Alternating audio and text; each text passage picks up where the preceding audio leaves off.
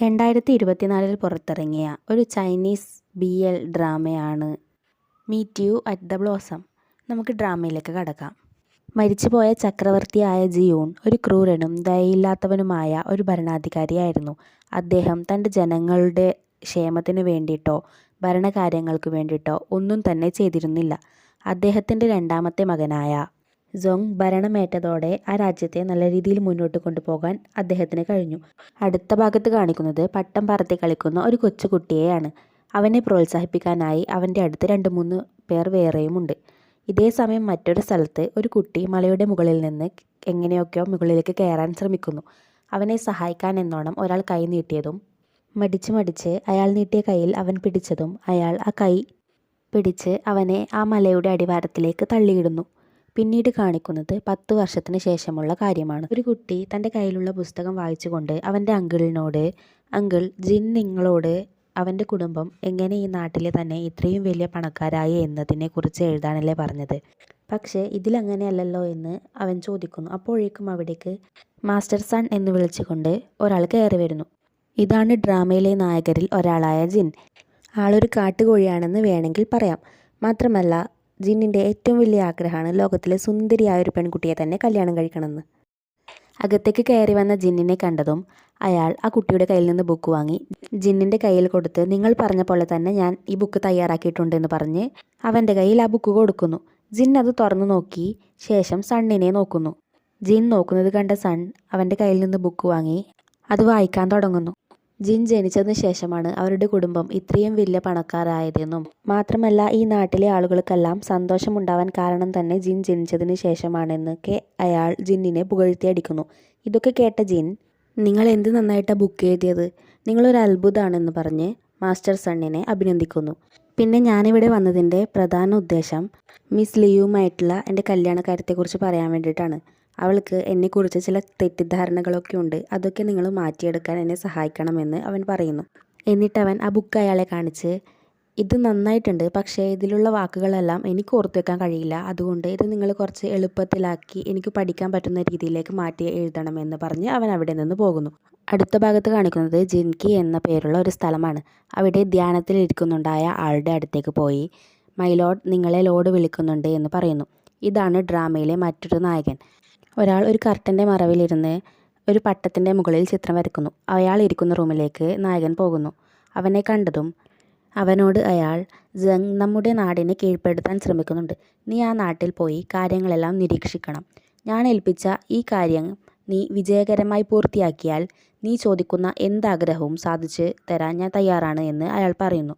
അയാൾ ആരാണെന്ന് നമുക്കിപ്പോൾ കാണിച്ചു തരുന്നില്ല. ഇതേസമയം ഹുയിൻ തൻ്റെ മുഖം മറച്ചുകൊണ്ട് ഒരു സ്ഥലത്തേക്ക് പോകുന്നു. അവനെ ആക്രമിക്കാനായി കുറച്ച് പേർ അവൻ്റെ മുമ്പിലേക്ക് വരുന്നു. അതുവഴി തന്നെ ജിന്നും കൂട്ടരും പോകുന്നു. അതിലൊരാൾ ജിന്നിനോട്, മാസ്റ്റർ, നമ്മൾ ഇത്രയും രാത്രി ഈ കാട്ടിലൂടെ പോകുമ്പോൾ വല്ല പ്രേതമോ വന്നാലോ എന്ന് ചോദിക്കുന്നു. അങ്ങനെയൊന്നും വരില്ല, നീ ഒന്നും മിണ്ടാണ്ടിരുന്നേ എന്ന് പറഞ്ഞതും വണ്ടി ഓടിച്ചിരുന്ന ആൾ, അങ്ങനെയല്ല മാസ്റ്റർ, ചിലപ്പോൾ വരാൻ ചാൻസ് ഉണ്ട് എന്ന് പറയുന്നു. ഓ, നിങ്ങളെയൊക്കെ കൂട്ടുന്നതിന് പകരം 2-3 പെൺകുട്ടികളെ കൂട്ടാമായിരുന്നു എന്ന് അവൻ പറഞ്ഞതും, അല്ല മാസ്റ്റർ, നിങ്ങളെങ്ങനെ ഒരേ സമയം 3 പെൺകുട്ടികളെ സ്നേഹിക്കുന്നതെന്ന് അവൻ ചോദിക്കുന്നു. അത് പിന്നെ 3 പേർക്ക് എന്നെ ഇഷ്ടമാണ്, 3 പേരും സുന്ദരികളാണ്. പിന്നെ ഞാൻ എന്തായാലും കല്യാണം കഴിക്കുന്നുണ്ടെങ്കിൽ സുന്ദരിയായ ഒരു പെൺകുട്ടിയെ ഞാൻ കല്യാണം കഴിക്കൂ എന്ന് അവൻ പറഞ്ഞതും വണ്ടി പെട്ടെന്ന് നിൽക്കുന്നു. എന്താണെന്ന് അറിയാൻ വേണ്ടി അവർ 2 പേരും പുറത്തേക്ക് നോക്കിയതും അവർ കാണുന്നത് കുറച്ച് പേർ ചേർന്ന് ഒരാളെ ആക്രമിക്കുകയാണ്. അയാളും അവരെ തിരിച്ച് ആക്രമിക്കുന്നു. ഇത് കണ്ട ജിന്നിൻ്റെ കൂട്ടാളികൾ അവനെ അകത്തേക്കാക്കുന്നു. എന്നാൽ ജിന്നുണ്ടോ വിടുന്നു. അവൻ വണ്ടിയുടെ മറ്റൊരു ഭാഗത്തു കൂടി പുറത്തേക്ക് നോക്കുന്നു. ഇതേ സമയം യുദ്ധം ചെയ്യുന്നുണ്ടായ ഹുയിനിൻ്റെ മുഖം മറച്ചിരുന്ന തൊപ്പി താഴെ വീഴുന്നു. എന്നാൽ അവനത് കാര്യമാക്കാതെ വീണ്ടും യുദ്ധം ചെയ്യുന്നു. എന്നാൽ ഹുയിൻ്റെ മുഖം കണ്ട ജിൻ, ഇത്രയും സുന്ദരിയായ പെൺകുട്ടിയോ, ഇവള് തന്നെ എൻ്റെ ഭാര്യ എന്ന് പറഞ്ഞ് ഹുയിനെ തന്നെ നോക്കി നിൽക്കുന്നു. എന്നാൽ പെട്ടെന്നാണ് അവനെ ഒരാൾ ആക്രമിച്ചത്. അത് കണ്ട് ദേഷ്യം വന്ന ജിൻ തൻ്റെ ആളുകളോട്, പോയി എൻ്റെ ഭാര്യയെ രക്ഷിക്കുക എന്ന് പറയുന്നു.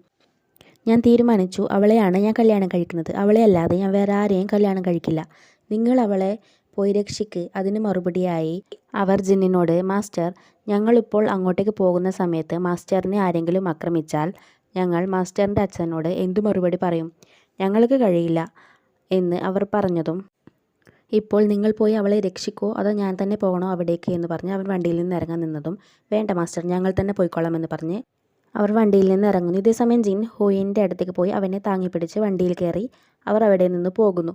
ഇതേസമയം 2 കുതിരക്കാർ അതുവഴി പോകുന്നു. അവർ ആ യുദ്ധം നടന്ന സ്ഥലം നോക്കി നിൽക്കുന്നു.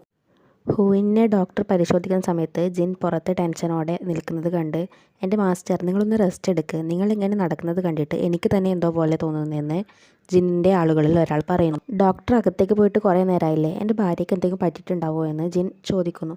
എൻ്റെ മാസ്റ്റർ നിങ്ങൾ അവളെ ഇന്നലെ കണ്ടതല്ലേ ഉള്ളൂ, അപ്പോഴേക്കും നിങ്ങൾ ഭാര്യ എന്ന് വിളിക്കാൻ തുടങ്ങിയോ? അവൾ എത്തരക്കാരിയാണെന്ന് നമുക്കറിയില്ലല്ലോ, മാത്രമല്ല നമ്മൾ അവളെ ഇന്നലെ കണ്ട സാഹചര്യവും മാസ്റ്ററിന് ഓർമ്മയില്ലേ? അതിന് മറുപടിയായി ജിൻ, നീ എന്താ അങ്ങനെ പറയുന്നേ, അവളെയാ ഞാൻ കല്യാണം കഴിക്കാൻ പോകുന്നത്, അതുകൊണ്ട് നിങ്ങളും അവളെ റെസ്പെക്റ്റ് ചെയ്യണം.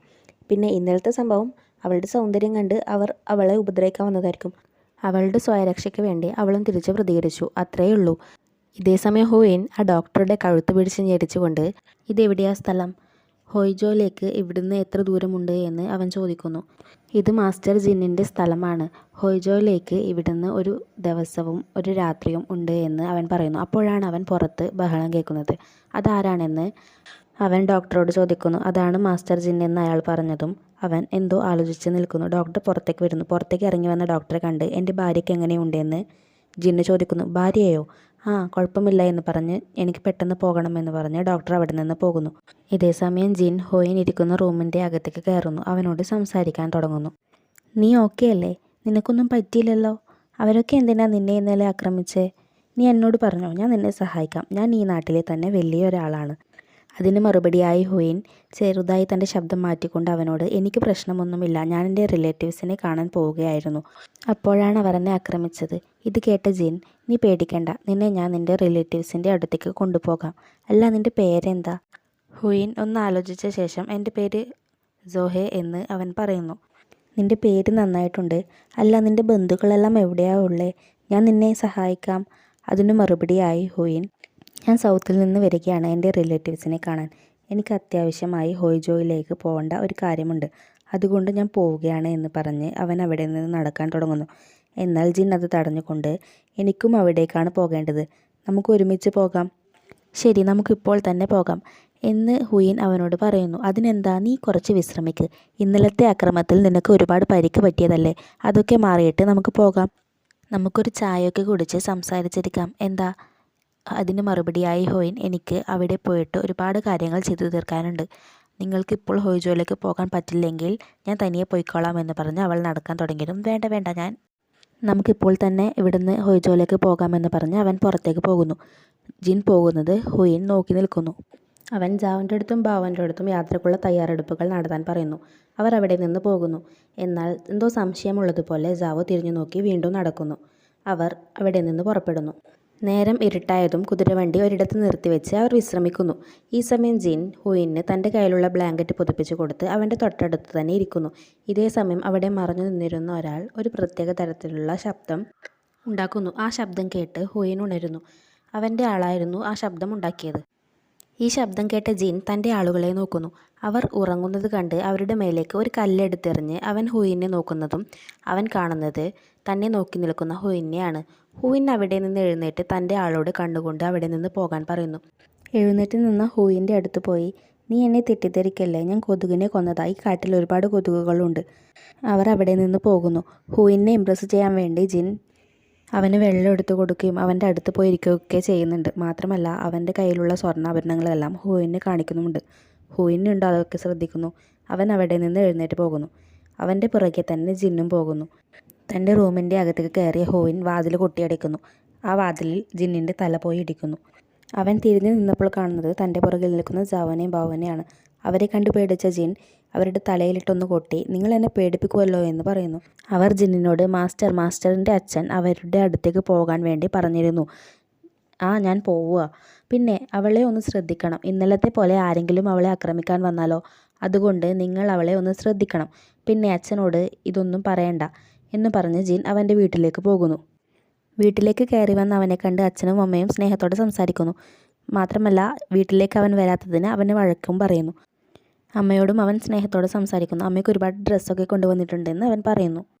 അവർ സംസാരിക്കുന്നതിൻ്റെ ഇടയിലേക്ക് ഏട്ട എന്ന് വിളിച്ചുകൊണ്ട് ജിന്നിൻ്റെ അനിയത്തിയും വരുന്നു. അവളെ കണ്ട സന്തോഷത്തിൽ അവൻ അവളെ എടുത്തുയർത്തി വട്ടം കറക്കുന്നു. അത് കണ്ട അമ്മ പതിയെ താഴെ വീഴേണ്ട എന്ന് പറഞ്ഞ് അവരുടെ അടുത്തേക്ക് പോകുന്നു. ജിന്നിൻ്റെ കൈ പിടിച്ച് അവൻ്റെ അമ്മ നിനക്ക് മിസ് ലിയോനെ കാണണ്ടേ, നിനക്ക് അവളെ ഇഷ്ടമല്ലേ എന്ന് ചോദിക്കുന്നു. ഞാനും ലിയോയും നല്ല മാച്ചല്ല എന്ന് അവൻ പറയുന്നു. എന്തുകൊണ്ട്? അവളൊരു നല്ല കുടുംബത്തിലെ കുട്ടിയാണ്, കൂടാതെ നല്ല സുന്ദരിയും പണക്കാരിയും. പിന്നെന്താ നീ വേണ്ടെന്ന് പറയുന്നത്? എനിക്കറിയില്ല അമ്മേ, പക്ഷേ എനിക്ക് അവളെ കല്യാണം കഴിക്കാൻ കഴിയില്ല.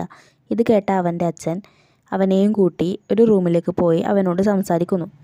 ജിൻ, നീ ഏതോ ഒരു പെണ്ണിനെ അവിടെ കൂട്ടിക്കൊണ്ടു വന്നിട്ടുണ്ടോ? കുറേ പേർ അവളെ ഉപദ്രവിക്കാൻ ശ്രമിച്ചപ്പോൾ നീയാണ് അവളെ രക്ഷിച്ചതെന്ന് കേട്ടല്ലോ. മാത്രമല്ല നീ അവളെ മാത്രമേ കല്യാണം കഴിക്കൂ എന്നും പറയുന്നല്ലോ. അവൾ ചിലപ്പോൾ ഒരു മോശം പെണ്ണാണെങ്കിലോ? നിന്റെ പണത്തിന് വേണ്ടിയിട്ടാവും അവൾ വന്നത്.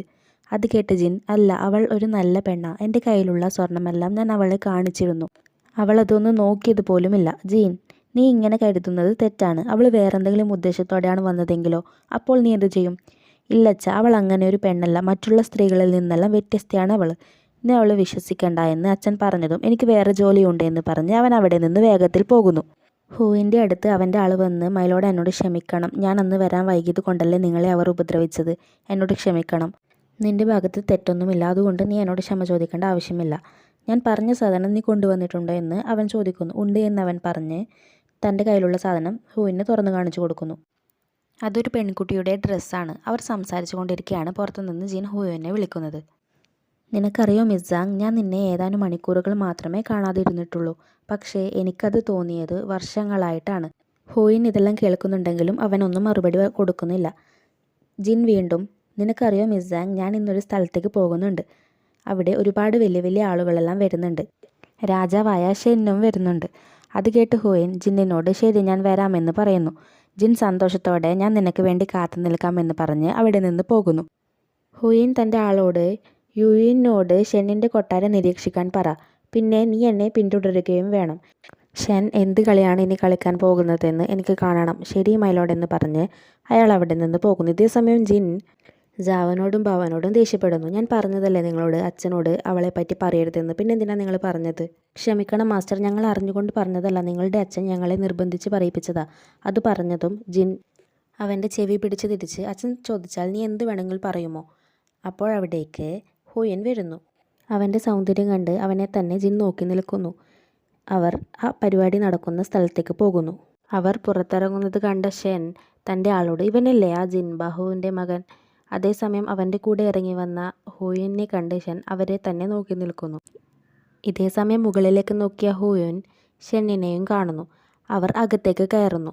അവരെ കണ്ട അവിടെയുള്ള സ്ത്രീകളെല്ലാം ഹൂയുവിൻ്റെ സൗന്ദര്യത്തെപ്പറ്റി വർണ്ണിക്കുന്നു. എന്ത് സുന്ദരിയാണല്ലേ അവൾ എന്നൊക്കെ അവർ പറയുന്നു. ഇതെല്ലാം കേട്ട ജിന്നിന് ഒരുപാട് സന്തോഷമാകുന്നു. ഷെൻ അവരുടെ മുന്നിലേക്ക് വരുന്നു. അയാളെ കണ്ടതും ജിൻ അയാളെ വണങ്ങുന്നു. ഷെൻ ജിന്നിനോട്, ഞാൻ നിന്നെപ്പറ്റി കുറച്ച് കാര്യങ്ങൾ കേട്ടല്ലോ. നീ ഒരു പെണ്ണിനെ കാട്ടിൽ നിന്ന് രക്ഷിച്ചെന്നും അവളെ മാത്രമേ നീ കല്യാണം കഴിക്കൂ എന്നൊക്കെ ഞാൻ കേട്ടല്ലോ. ആ പെണ്ണിനെയാണോ നീ ഇവിടേക്ക് കൂട്ടിക്കൊണ്ടുവന്നത്?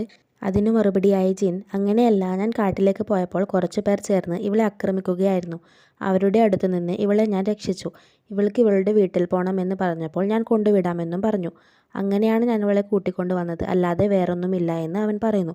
അത് കേട്ടതും ഷെൻ, ആണോ, ഇവളെ കാണാൻ നല്ല ഭംഗിയുണ്ടല്ലോ എന്ന് പറഞ്ഞ് ഹൂയനോട് സംസാരിക്കുന്നു. ഞാനും നിനക്ക് പോകേണ്ട സ്ഥലത്തേക്ക് തന്നെയാണ് പോകുന്നത്. എൻ്റെ കൂടെ വന്നാൽ ഞാൻ കൊണ്ടുവിടാം. ഇത് കേട്ട ജിൻ, ക്ഷമിക്കണം രാജാവേ, ഇവൾ എന്നെ വിശ്വസിച്ചാണ് വന്നത്. അതുകൊണ്ട് ഞാൻ ഇവളെ ഭദ്രമായി തന്നെ കൊണ്ടുപോയി ആക്കാം.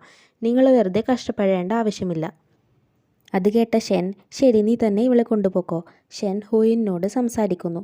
നീ എന്നെ കണ്ടാൽ നല്ല പഠിപ്പുള്ള പെണ്ണിനെ പോലെയുണ്ട്. എനിക്ക് വലിയ പഠിപ്പൊന്നുമില്ല. അതുകൊണ്ട് ഇന്ന് രാത്രി ഇവിടെ തങ്ങി നീ എന്നെ കുറച്ച് കാര്യങ്ങൾ പഠിപ്പിച്ചു തരുമോ എന്ന് അവളോട് ചോദിക്കുന്നു. ഇത് കേട്ട ജിന്നിന് നല്ല ദേഷ്യം വരുന്നു.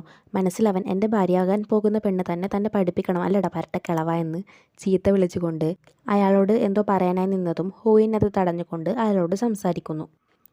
എന്നോട് ക്ഷമിക്കണം രാജാവേ, എനിക്കിന്നത്ര സുഖമില്ല. അതുകൊണ്ട് നിങ്ങൾ പറഞ്ഞത് എനിക്ക് ചെയ്യാൻ കഴിയില്ല. മറ്റൊരു ദിവസം ഞാൻ പറഞ്ഞു തരാമെന്ന് പറഞ്ഞ് അവൻ അവിടെ നിന്ന് പോകുന്നു. പിന്നാലെ തന്നെ ജിന്നും പോകുന്നു. അവർ പോയതും ഷെൻ തൻ്റെ ആളോട് അവരെ പിന്തുടരാനായി പറയുന്നു.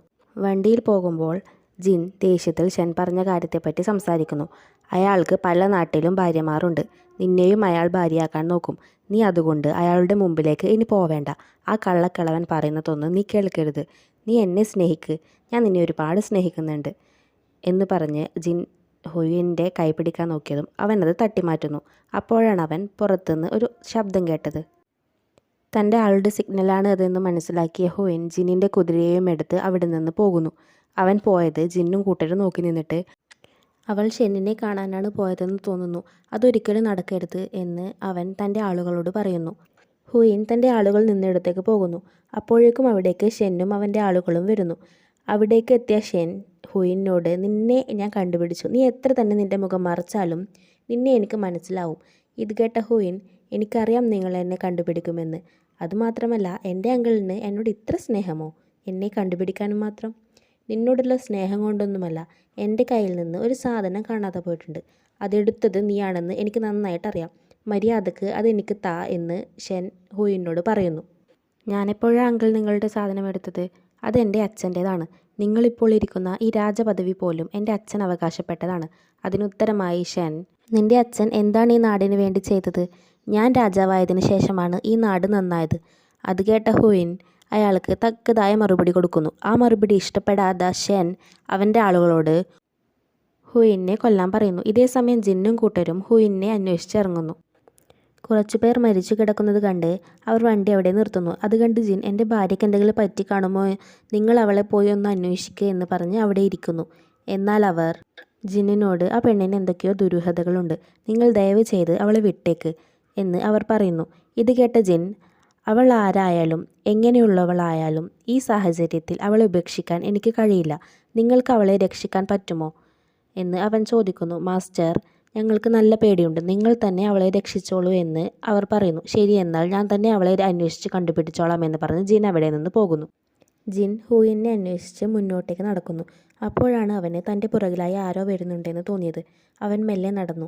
എന്നാൽ തൻ്റെ പുറകിലുള്ള അയാൾ അവനെ തൊടുന്നു. തിരിച്ചുപോയ ജിൻ വാൾ വീശിയതും അയാളുടെ അരയിൽ നിന്ന് ഒരു ലോക്കറ്റ് താഴെ വീഴുന്നു. ജിൻ അത് കാണുകയും ചെയ്യുന്നു. അയാൾ ജിന്നിനോട്, എൻ്റെ ലോഡിനെ രക്ഷിക്കുക എന്ന് പറഞ്ഞ് അവിടെ വീഴുന്നു. ജിൻ അയാൾക്ക് മരുന്ന് കൊടുത്ത് ഹുയിൻ ഉള്ള സ്ഥലത്തേക്ക് പോകുന്നു. മുന്നോട്ട് നീങ്ങിയതും അവൻ ഹുയിനെ കാണുന്നു. അവൻ രണ്ടുപേരോട് യുദ്ധം ചെയ്യുകയായിരുന്നു. അവൻ തൻ്റെ കയ്യിലെ സ്വർണത്തിൻ്റെ പൊതിയെടുത്ത് അതിലേക്ക് ഒരു പൊടിയിട്ട് അവൻ വാളുമായി അവരുടെ അടുത്തേക്ക് പോകുന്നു. എന്നിട്ട് അവരോട്, എൻ്റെ ഭാര്യയാകാൻ പോകുന്ന പെൺകുട്ടിയെ വെറുതെ വിട്, നിങ്ങൾക്ക് ഞാൻ അതിനു പകരമായി സ്വർണം തരാമെന്ന് പറഞ്ഞ് തൻ്റെ കയ്യിലെ ആ പാക്കറ്റ് അവർക്ക് എറിഞ്ഞു കൊടുക്കുന്നു. അവർ അത് തുറന്നു നോക്കി. എന്നിട്ട്, ഈ സ്വർണം തന്നെന്ന് കരുതി നിങ്ങളെ ഞാൻ വെറുതെ വിടുന്നില്ല എന്ന് പറഞ്ഞ് തൻ്റെ കയ്യിലെ വാള് അവർക്ക് നേരെ വീശാൻ പോയതും പെട്ടെന്ന് അവർ തളർന്ന് അവിടെ വീഴുന്നു. ജിൻ അവരോട് ചിരിച്ചുകൊണ്ട്, നിങ്ങളെന്താ കരുതിയത്, എൻ്റെ കയ്യിൽ നിന്ന് അത്ര വേഗത്തിൽ പണം കൈക്കലാക്കാമെന്നോ? ഞാൻ അതിലൊരു പൊടിയിട്ടിട്ടുണ്ട്, അതുകൊണ്ടാണ് നിങ്ങൾ തളർന്നു വീണത്. എന്നാൽ താഴെ കിടക്കുന്നവരിൽ ഒരാൾ തൻ്റെ കയ്യിലുണ്ടായിരുന്ന സൂചി ജിന്നിൻ്റെ മേലിലേക്ക് എറിയുന്നു. ഇത് കണ്ട ഹുയിൻ ജിന്നിനെ പൊതിഞ്ഞു പിടിക്കുന്നു. ആ സൂചികൾ ഹുയിനിൻ്റെ ദേഹത്തേക്ക് തറഞ്ഞു കയറിയതും അവൻ എന്തോ അസ്വസ്ഥത പോലെ തോന്നുന്നു. അത് കണ്ട ജിൻ അവരോട്, നിങ്ങളെന്താ എൻ്റെ ഭാര്യയാകാൻ പോകുന്ന പെണ്ണിൻ്റെ ദേഹത്തേക്ക് എറിഞ്ഞത്? നിങ്ങളെന്താ അതിൽ പുരട്ടിയത് എന്ന് അവൻ ചോദിക്കുന്നു. ഭാര്യയോ? അതിനിത് പെണ്ണാണോ? ശരി ശരി, ഞങ്ങളതിൽ ആളുകളെ മയക്കാൻ ഉപയോഗിക്കുന്ന ഒരു തരം മരുന്ന് പുരട്ടിയിട്ടുണ്ട്. അത് കേട്ട ജിൻ, ഇതിനെന്തെങ്കിലും മറുമരുന്നുണ്ടോ എന്ന് ചോദിച്ചെങ്കിലും അവർ ചിരിച്ചുകൊണ്ട്, ഒന്നും തന്നെ ഇല്ല, കുറച്ച് സമയം കഴിയുമ്പോൾ അവൻ്റെ കൺട്രോള് അവന് നഷ്ടമാകുമെന്ന് പറഞ്ഞ് പൊട്ടിച്ചിരിക്കുന്നു. ഹുയിൻ ജിന്നിൻ്റെ ദേഹത്തേക്ക് വീഴുന്നു. ഇത് കാണിച്ചുകൊണ്ട് എപ്പിസോഡ് 1 അവസാനിക്കുന്നു.